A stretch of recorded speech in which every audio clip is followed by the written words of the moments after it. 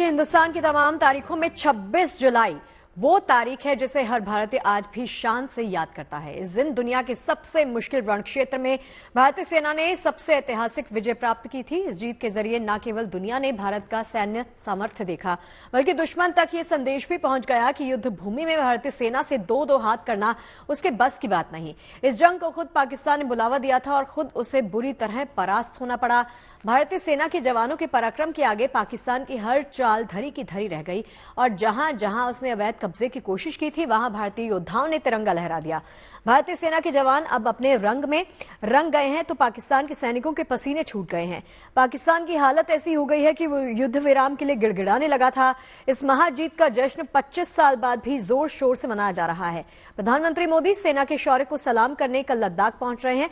तो चलिए आपको दिखाते हैं 25 बरस पहले कैसे भारतीय सेना ने दुश्मन को दी थी सबसे बड़ी मात और कैसे कारगिल में लहराया था हिंदुस्तान की जीत का परचम। ये वो लम्हे हैं जब भारत के रणबांकुरों ने टाइगर हिल पर तिरंगा लहराकर दुश्मन के नापाक मंसूबों को कुचला था। ये वो ऐतिहासिक क्षण है जब पड़ोसी पाकिस्तान की सेना के मंसूबों को भारतीय जवानों ने अपने पैरों तले रौंदा था। कारगिल में 25 साल पहले भारतीय सेना के वीरों ने अपने पराक्रम से, शौर्य से, लहू से, बलिदान से वो अमिट विजय गाथा लिखी जो सदियों तक आने वाली पीढ़ियों को भारतीय सेना की शौर्य संस्कृति से रूबरू कराती रहेगी, उन्हें प्रेरित करती रहेगी। ये महज दुश्मन पर जीत नहीं, भारतीय सेना ने एक तरह से असंभव को संभव कर दिखाया था। अपने बेजोड़ हौसले से कायर दुश्मन को थर्राया था। वो यादें आज भी हर भारतीय को गर्व से भर देती हैं। आज जब मैं यहाँ तोलोलिंग के नीचे द्रास में खड़ा हूँ तो मेरा मन 25 साल पहले उस छवि पर जाता है जब तोलोलिंग की पहाड़ी पर पाकिस्तान की सेना बैठी थी। आप अंदाजा लगाइए आज यहाँ पर इतने शान से, इतने ठाठ से हम लोग खड़े हैं। उस समय यहाँ खड़े नहीं हो पा रहे थे क्योंकि लगातार बम यहाँ गिर रहे थे। ये जो मेरे पीछे MiG-21 लड़ाकू विमान दिख रहा है, इसके पीछे नेशनल हाईवे है। यही वो सड़क है, मतलब यहाँ से 10-20 मीटर दूर सड़क है और ऊपर बैठे पाकिस्तानी आतंकवादी या सेना के जवान वहां से डायरेक्ट फायरिंग करते थे। हेवी मशीन गन से गाड़ियों को निशाना बनाते थे।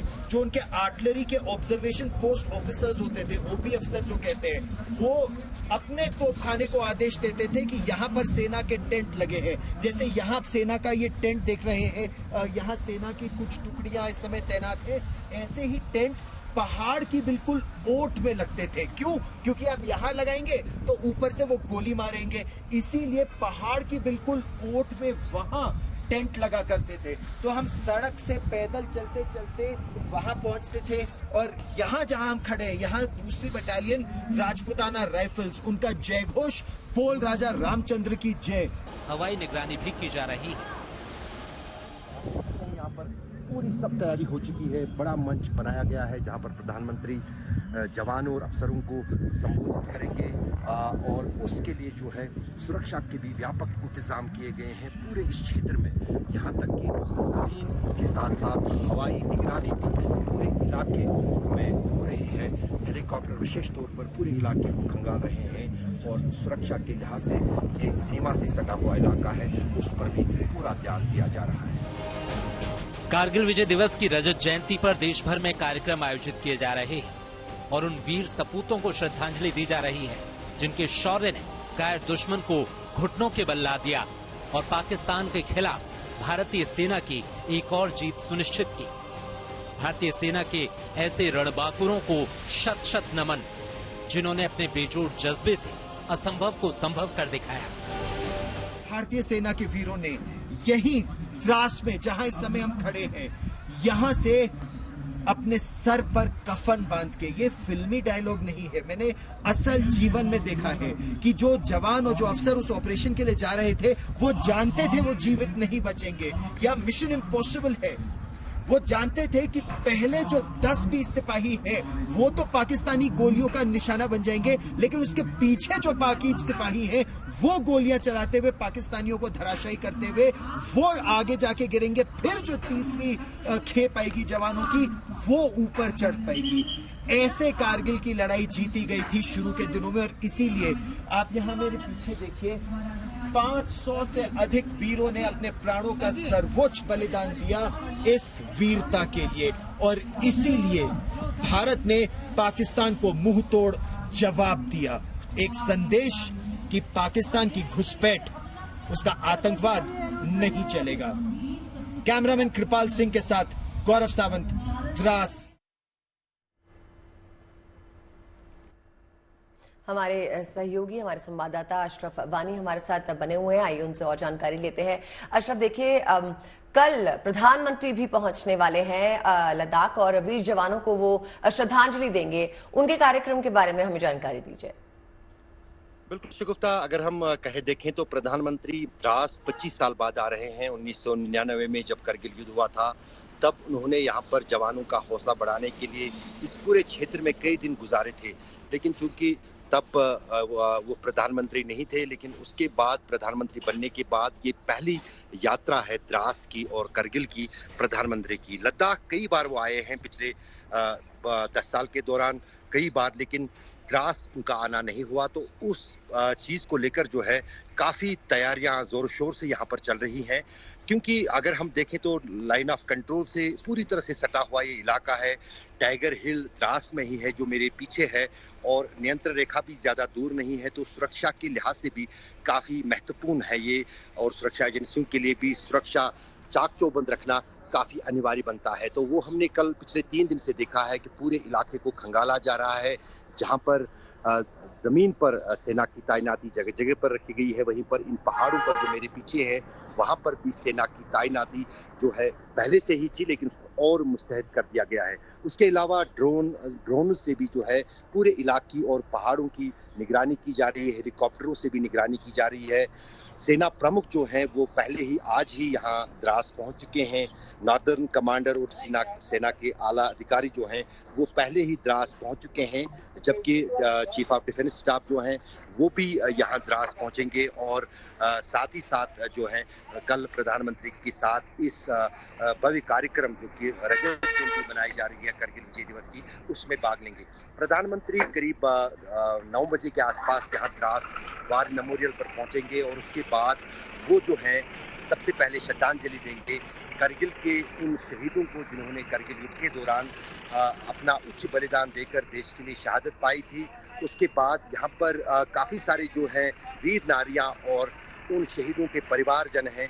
जाहिर है प्रधानमंत्री की उनके साथ भी मुलाकात होगी, और उसके बाद सेना के जवानों और अधिकारियों के साथ कुछ समय प्रधानमंत्री बिताएंगे, उनको संबोधित करेंगे, जिसमें सेना के साथ साथ आम नागरिक और जो परिवारजन हैं शहीदों के वो भी उस समारोह में रहेंगे।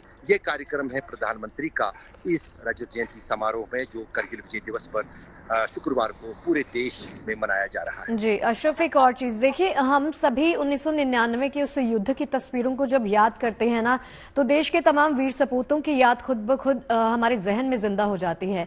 अब देश के इन्हीं जवानों के बलिदान को हम याद करते हैं 26 जुलाई के दिन के रूप में, जिसको विजय दिवस, कारगिल विजय दिवस के रूप में हम मनाएंगे कल।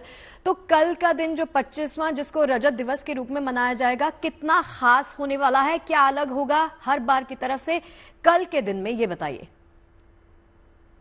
रजत दिवस एक तो अपने आप में आंकड़े के लिहाज से इसकी काफी महत्वपूर्णता है, क्योंकि 25 साल हुए उस करगिल जंग को, जिसमें देश के सेना का गौरव बढ़ा था, देश की सेना को फतह मिली थी।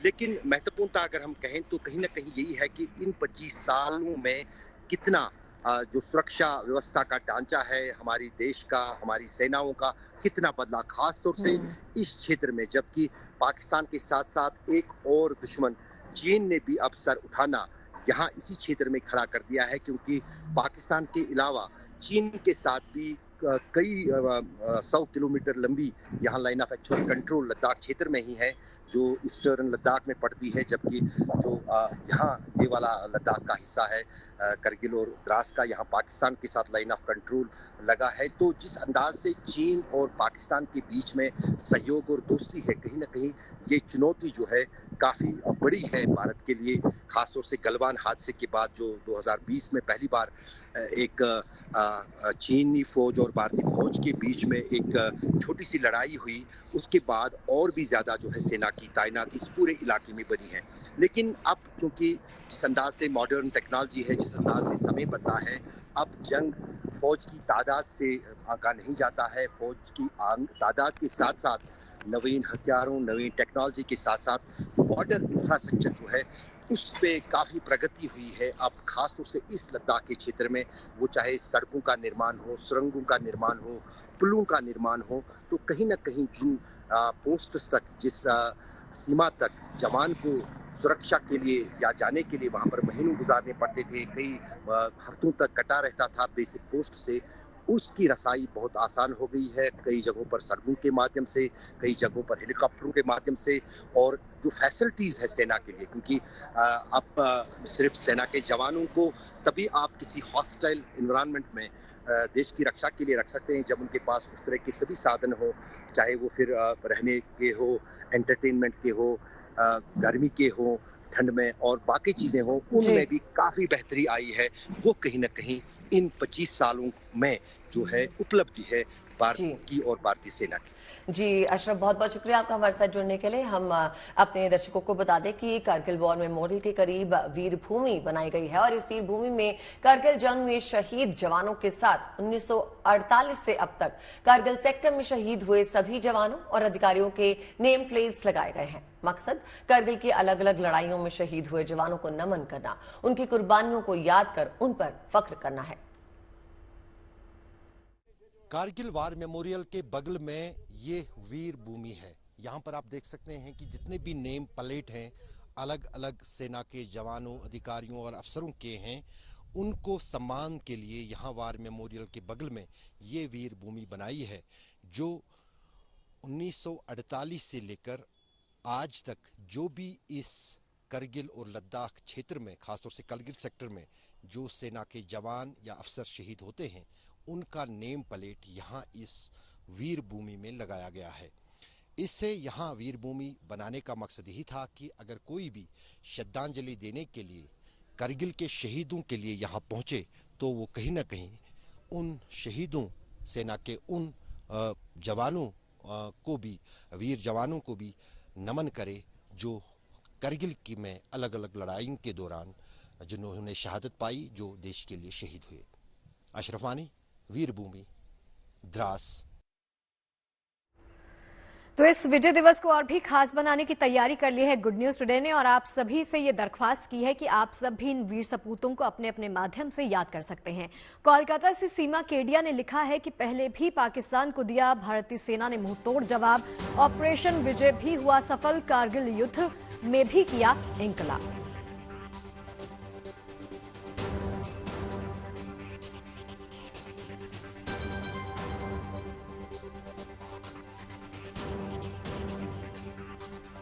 देखिए, आप भी अपने संदेश अगर गुड न्यूज टुडे के माध्यम से हम तक पहुंचाना चाहते हैं तो व्हाट्सएप के माध्यम से अपने संदेश पहुंचा सकते हैं। ये नंबर आपके टीवी स्क्रीन पर फ्लैश हो रहा है।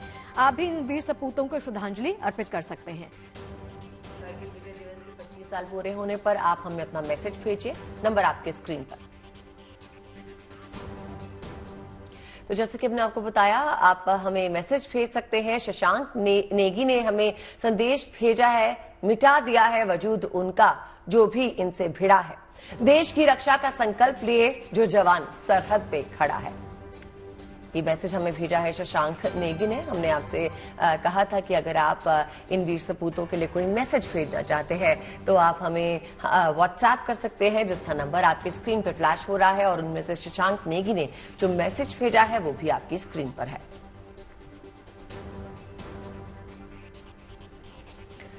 गुड न्यूज टुडे की टीम द्रास सेक्टर में 11,500 फीट की ऊंचाई पर उस लामचिन चोटी पर भी पहुंची जहां से सभी प्रमुख चोटियों पर हमला किया गया था। कारगिल जंग के सेना नायकों में से एक हैं ब्रिगेडियर खुशहाल ठाकुर, जो कि उस वक्त 18वीं ग्रेनेडियर्स के कमांडिंग ऑफिसर थे।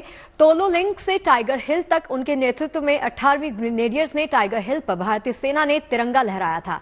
ब्रिगेडियर खुशहाल ठाकुर अब सेवानिवृत्त हो चुके हैं, लेकिन जोश और जज्बा अब भी ठीक वैसा है। आइए सुनते हैं ब्रिगेडियर खुशहाल ठाकुर से कारगिल जंग की कहानी। हमारे साथ कारगिल युद्ध के एक महानायक ब्रिगेडियर खुशहाल ठाकुर हैं। ब्रिगेडियर खुशहाल ठाकुर उस समय ग्रेनेडियर्स की 18वीं बटालियन के कमांडिंग अफसर थे और जब कारगिल की लड़ाई शुरू हुई तो इनकी वो पहली कुछ बटालियन जो इंडक्ट हुई थी उनमें से इनकी सेना थी। कश्मीर से इनको लाया गया था। तोलोलिंग से लेकर टाइगर हिल तक 18 ग्रेनेडियर्स ने वो लड़ाई लड़ी थी और ये मेरा सौभाग्य था कि 18 ग्रेनेडियर्स के साथ मेरे को बहुत समय उन 2 महीनों में बिताने का मिला। कर्नल खुशहाल ठाकुर ने बहुत उस समय मदद भी की थी। देश के लिए तो आपने किया ही, आपने पत्रकारों की भी बहुत मदद की थी, लेकिन सबसे पहले आपको इंडक्ट किस दिन किया गया था सर? गौरव जी, सबसे पहले तो मैं जो 527 रणबांकुरे जो शहीद हुए हैं उनको नमन करता हूं और उनको श्रद्धांजलि देता हूं और मेरे यूनिट के 18 ग्रेनेडियर्स के 34 रणबांकुरे ने आहुति दी है, उनको भी नमन करता हूं। हम तो कश्मीर में थे, मिलिटेंसी लड़ रहे थे। अचानक 16 मई को हुक्म आया कि आपको द्रास पहुंचना है और हम 17 को यहाँ पहुँच गए और 19 को ब्रीफिंग हुई कि 5 से 6 मुजाहिदीन यहाँ पे आए हुए हैं तोलोलिंग के ऊपर, तो सबसे पहला ऑपरेशंस आपको करना है। तो बस हम ना वहाँ रिकॉनेसेंस के लिए तैयारी का समय था, ना प्रेपरेशन का समय में था और हमें भी लगा 5-6 हम तो वैली में बहुत ऑपरेशंस किए थे मिलिटेंट्स के, अगर 5-6 मिलिटेंट्स कुछ नहीं होते। लेकिन जैसे जैसे हम आगे बढ़ते गए तो हमने देखा कि यहाँ 5-6 मिलिटेंट्स नहीं बल्कि दुश्मन की एक पूरी कंपनी है। अच्छा, जब दुश्मन कहे तो कहा गया था मुजाहिदीन है, लेकिन जिस तरह का फायर डिसिप्लिन था, जिस तरह का अटैक आप पर हो रहा था, क्या थे वो लोग?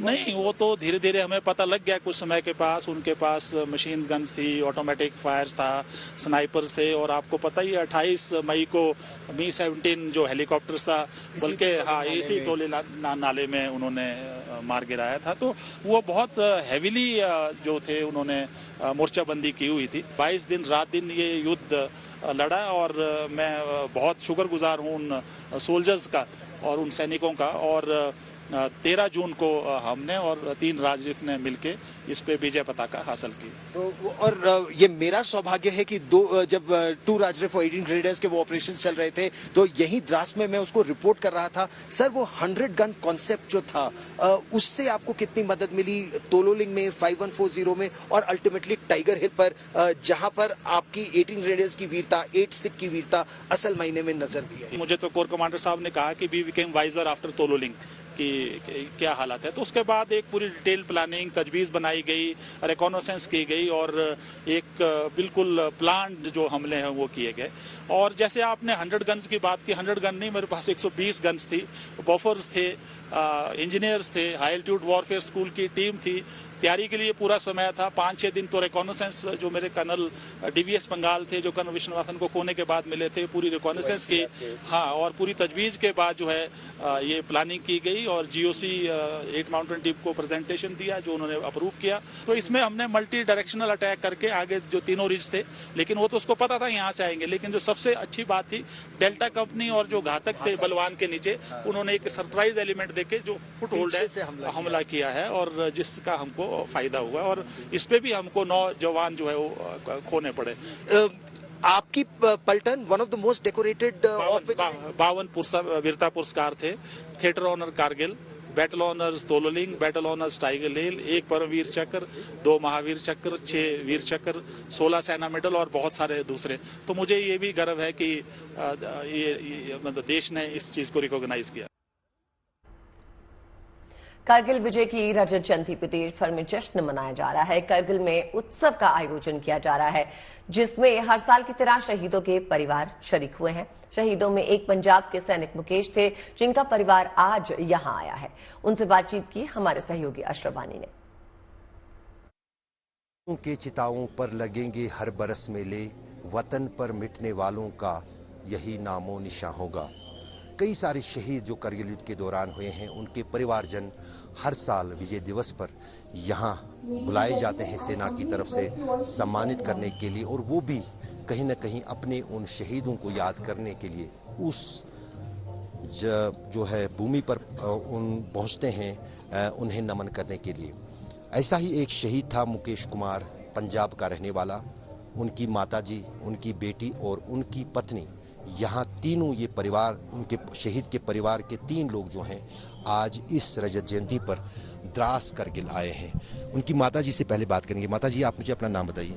मेरा नाम सुभाष रानी। सुभाष, आप अपने बेटे को तो 25 साल हो गए। 25 साल में मेरे ख्याल में कोई ऐसा दिन नहीं हुआ होगा जब आपको अपने बेटे की याद नहीं आती होगी। अभी भी याद आ रही है, अभी भी याद आ रही है। देखो, बहुत कुछ हमें दिखा रहा वो, लेकिन वो नहीं हमारे पास है। बहुत दुख होता है। हमने कभी ये जगह देखी नहीं थी जो अब देख रहे हैं। पहले भी आप कभी यहाँ आई थी द्रास कर? नो, पहली बार। सेना ने बुलाया आपको? कहाँ? हाँ जी, सेना ने बुलाया। तो कितने टाइम हुआ था उनको शादी को जब यहाँ पर आए थे, और उनको शहादत कब हुई थी? आपको कैसे पता चला था? 2.5 साल हुए सी शादी ਨੂੰ। एक बेटा सी ਉਹਨਾਂ ਦਾ, ਉਹਦਾ नाम कपिल देव शर्मा। वो +2 करके कनाडा में ना आइलेट्स करके चला गया जी। तो उसके बाद फिर उसका छोटा भाई था मुकेश का, वो अनमैरिड था। फिर अंजू वाला की शादी उसके साथ कर दी। उनके 2 बच्चे हैं, एक लड़का और जी बेटी है।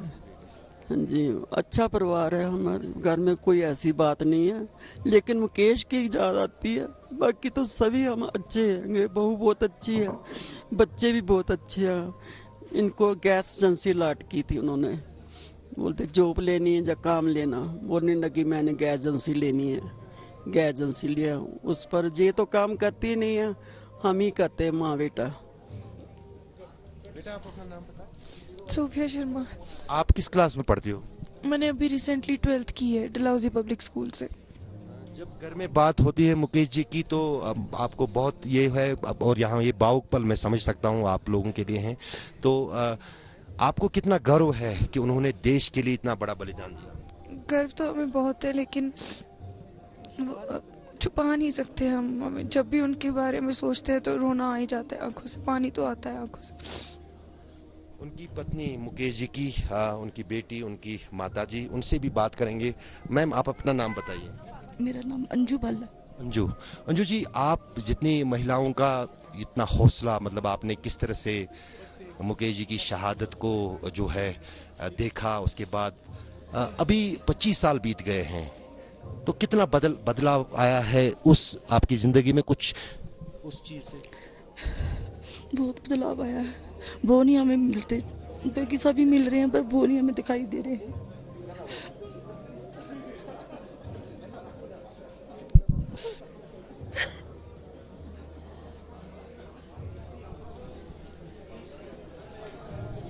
ऐसे ही भावुक पल होते हैं उन सभी शहीदों के, उनके परिवारों के, जो देश के लिए बलिदान देते हैं, और इससे बड़ा बलिदान कोई नहीं होता है। बाकरचू के साथ गुड न्यूज टुडे के लिए द्रास करगिल से अशरफ वानी। और देखिए, आप सभी दर्शकों के तमाम मैसेज, तमाम संदेश हम तक लगातार पहुंच रहे हैं। इंद्रपुरी दिल्ली से जसवीर सिंह ने एक मैसेज भेजा है। उन्होंने लिखा है, धोखा ही मिलता रहा हमें सदा हर बार, सबक सिखाए पाक को अब तो ये सरकार।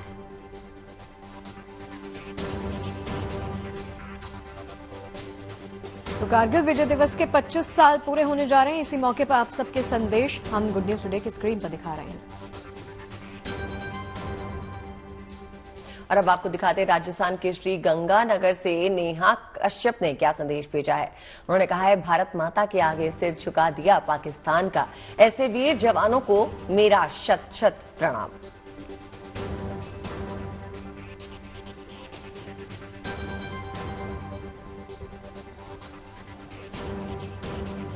और कारगिल की जीत का श्रेय आर्मी के ऑपरेशन विजय को दिया जाता है, जो कि दिया जाना ही चाहिए। लेकिन क्या आप जानते हैं, भारतीय सेना के साथ मिलकर भारतीय वायुसेना ने संयुक्त रूप से पाकिस्तानी घुसपैठियों के खिलाफ युद्ध ऑपरेशन को अंजाम दिया था।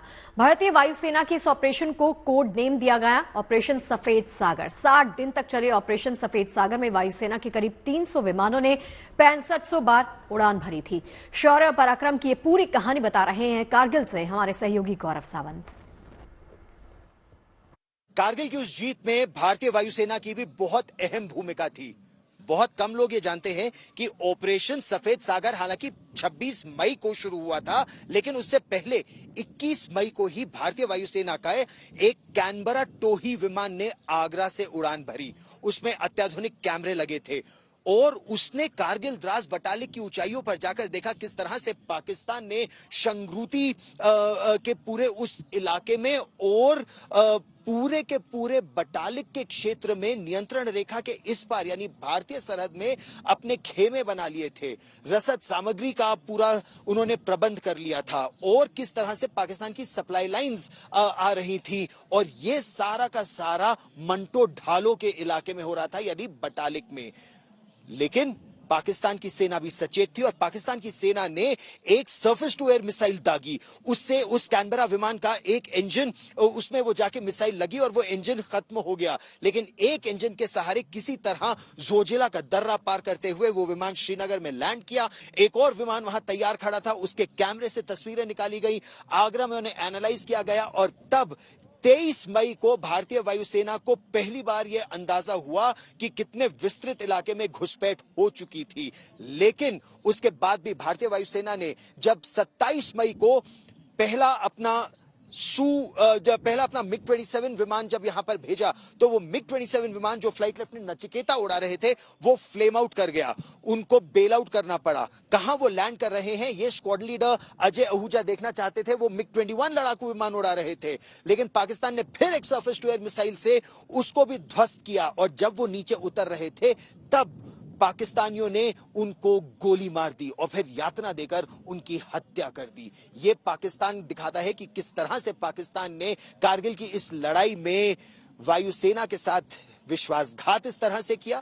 अगले दिन यही तोलोलिंग की ऊंचाई पर 4 Mi-17 हेलीकॉप्टर्स भारतीय वायुसेना के आए।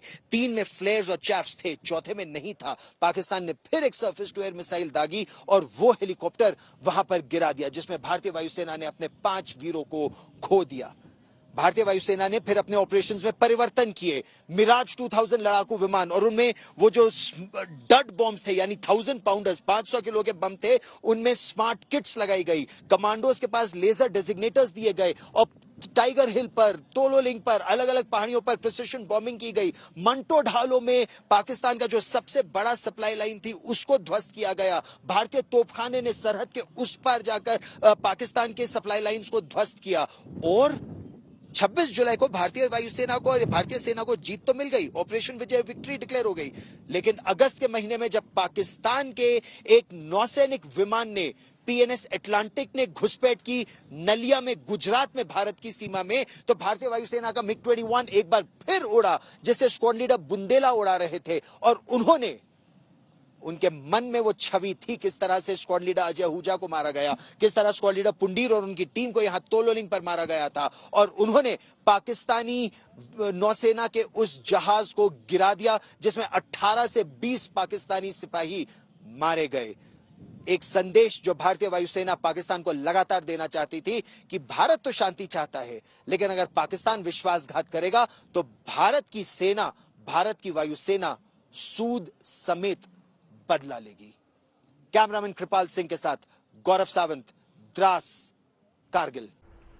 जब विजय दिवस की बात कर रहे हैं, कारगिल के द्रास में मौजूद लमोचन व्यू पॉइंट भी अब आपको लिए चलते हैं, जिसे भारतीय सेना ने बनाया है, जहां से कारगिल जंग की हर एक निशानी पे नजर रखी जाती है। यहां से वो सारी चोटियां साफ नजर आती हैं जहां 1999 में जंग लड़ी गई थी।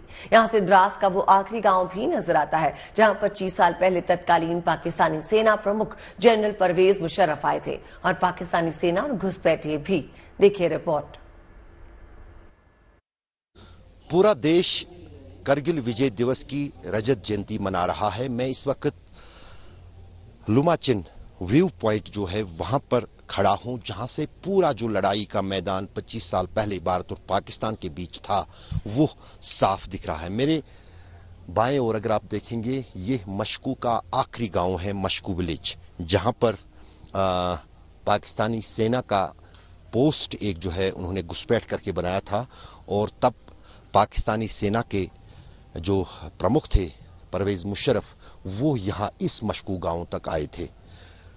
लेकिन वो सर्दियां थी 1999 की, मार्च का महीना जब यहाँ पर वो आए थे, और उस वक्त जो है पूरा ये जो इलाका था सर्दियों के दौरान खाली किया जाता था भारत और पाकिस्तान की सेनाओं के बीच से एक महादे के तहत, एक ट्रीटी के तहत, क्योंकि ये पूरा इलाका जो है यहाँ पर सर्दियों के दौरान तापमान 0 से 60 डिग्री नीचे तक इन पहाड़ की चोटियों पर जो है गिर जाता है।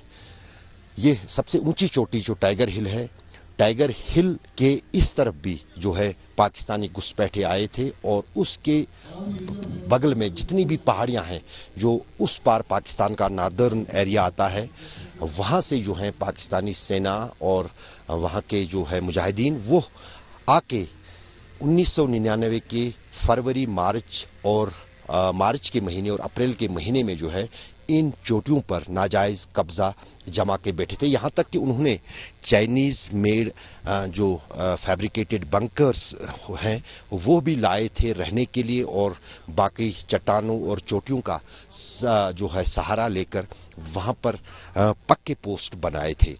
लेकिन मई के पहले हफ्ते में भारतीय सेना को ये पता चला कुछ चरवाहों के द्वारा कि इस इलाके में पाकिस्तान ने घुसपैठ की है, खासतौर से द्रास के इलाके में, और उसके बाद ही जो है भारतीय सेना ने आप विजय की शुरुआत की, ऑपरेशन विजय की, और उस ऑपरेशन के तहत सेना का काम ये था कि किस तरह से इन पाकिस्तानी घुसपैठियों को इन पहाड़ों से खदेड़ा जाए और बाहर यहाँ से निकाला जाए। सेना ने भी करगिल युद्ध के बाद इस पूरे क्षेत्र में अपनी तायनाती और मजबूती बढ़ा दी है। अब यहाँ बोफोर्स और आर्टिलरी गन्स के साथ साथ टैंकें भी सीमाओं की रक्षा के लिए भारतीय सेना के पास है, और उसके साथ साथ वायुसेना का भी एक बहुत बड़ा बेड़ा पूरे इस इलाके में देश की हिफाजत में लगा हुआ है।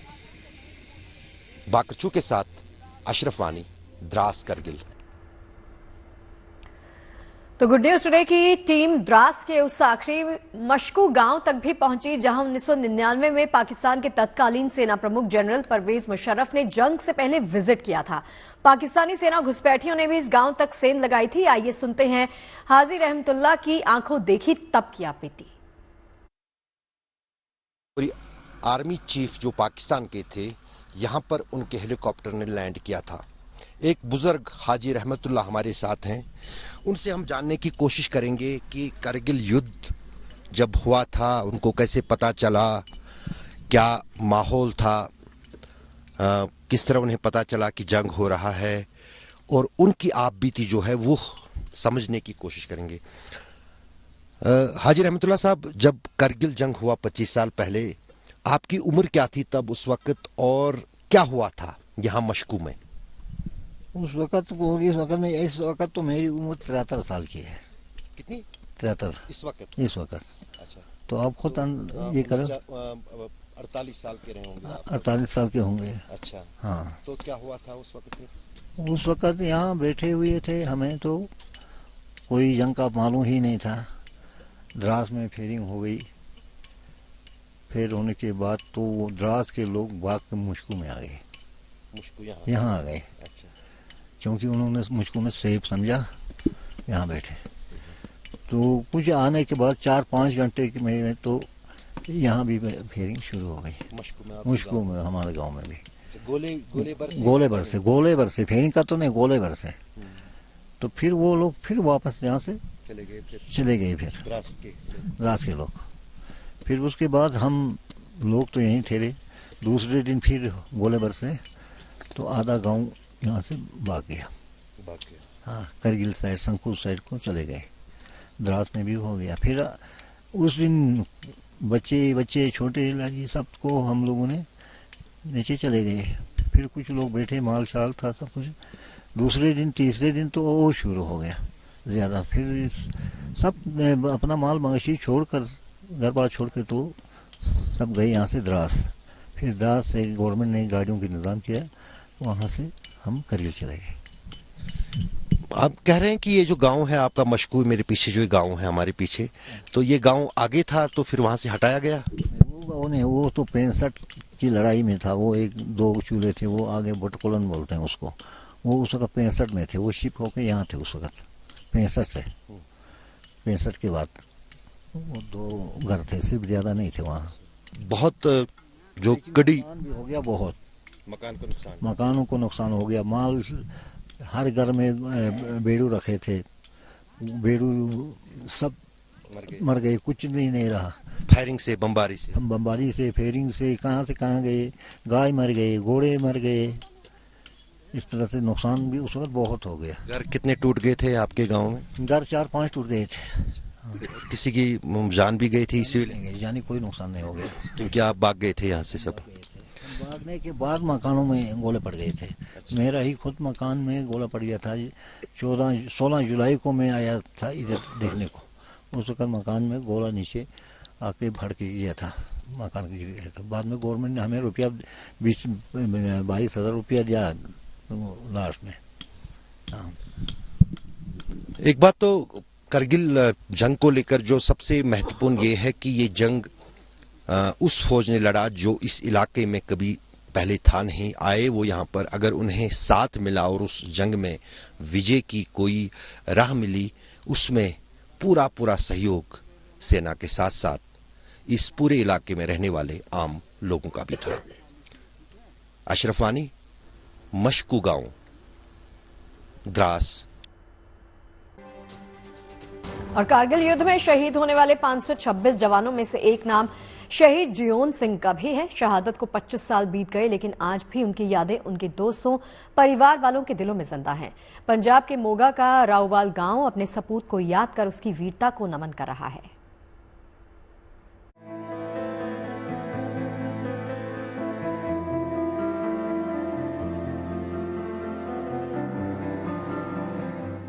शहीद जियोन सिंह पंजाब के मोगा जिले के राउवाल की शान है।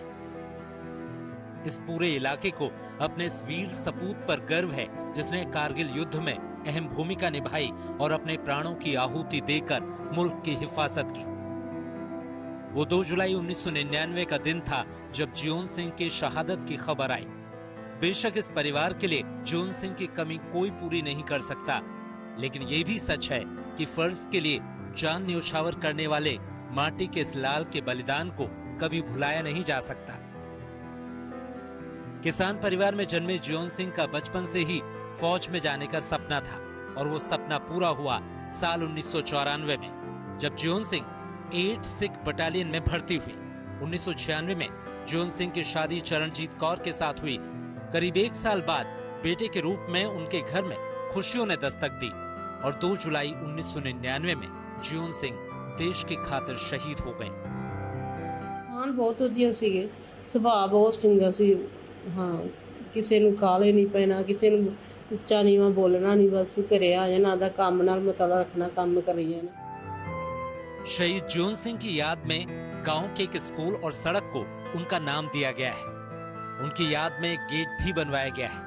आज भी परिवार के साथ पूरे गांव की आंखें अपने लाडले को याद करते हुए नम हो जाती हैं।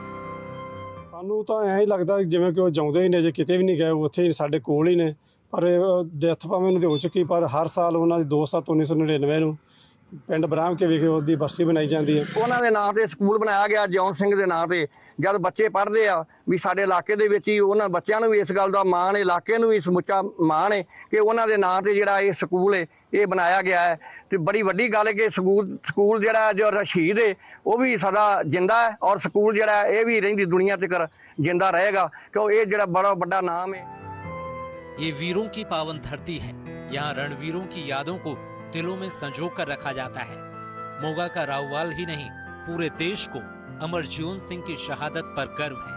मोगा से तन्मय समानता के साथ bureau report, good news today. Dras में कारगिल विजय दिवस की रजत जयंती में सेना के बैंड भी अपनी परफॉर्मेंस दे रहे हैं। सुनिए सेना के बैंड की जोश भरी एक धुन।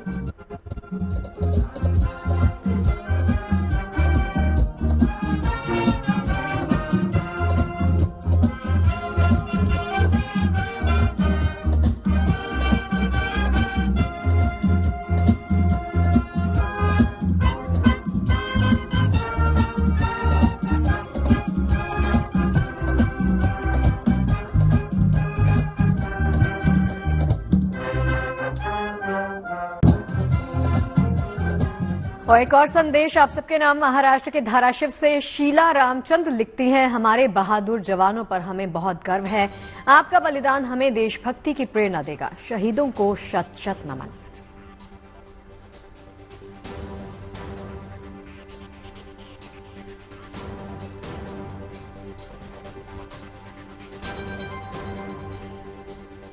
और एक और संदेश यूपी के गोंडा से विशाल ने भेजा है। विजय दिवस पे याद करें कुर्बानी, जय हिंद जय भारत।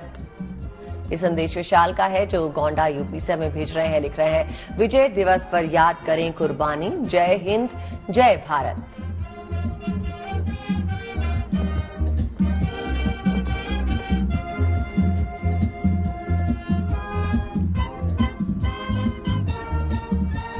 और चलिए इसी के साथ पहुंच गए हैं लंच टाइम के अंतिम पड़ाव पर, जहां पर आपको दिखाएंगे किसी महान शख्सियत की कही बातें। देख लेते हैं आज का विचार। सुभाष चंद्र बोस ने कहा है कि सफलता हमेशा असफलता के स्तंभ पर खड़ी होती है, इसीलिए असफलता से घबराना नहीं चाहिए।